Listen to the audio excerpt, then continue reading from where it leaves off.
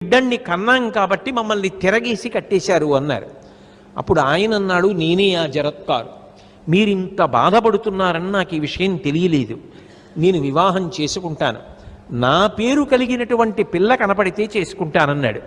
అప్పుడు మహానుభావుడు వాసుకి తన చెల్లెలైన జరత్కారుని తీసుకొచ్చి వివాహం చేశాడు అని జరత్కారోపాఖ్యానం ఆదిపర్వంలో మీకు కనపడుతుంది. భారతం పంచమ వేదం. అంటే వివాహ ప్రక్రియలో తాను సంతానమును పొందితే తప్ప పితృరుణం నుంచి విముక్తి కాడు.